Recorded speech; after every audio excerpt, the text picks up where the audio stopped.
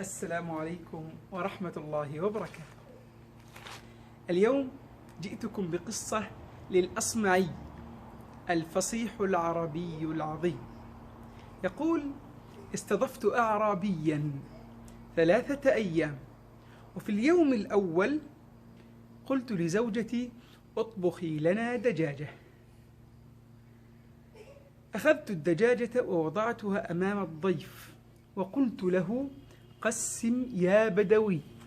فقال: الرأس للرئيس، والولدان الجناحان، والرجلان للبنتان، والعجز للعجوز، وأنا زائر فلي الزور. فأكل الدجاجة ونحن ننظر إليه. في اليوم التالي قلت لزوجتي: اطبخي لنا 5 دجاجات. فطبخت 5 دجاجات. فوضعناها أمام الضيف، وجلست أنا وعائلتي حول الطعام، فقلت: قسم يا بدوي. فقال: أتريدون شفعا أي زوجي أم وترا أي فردي؟ فقلت: إن الله وتر يحب الوتر. فقال: أنت وزوجك ودجاجة، أي 3، ولداك ودجاجة، أي 3، ابنتاك ودجاجة، أي 3، أنا ودجاجتين، أي 3.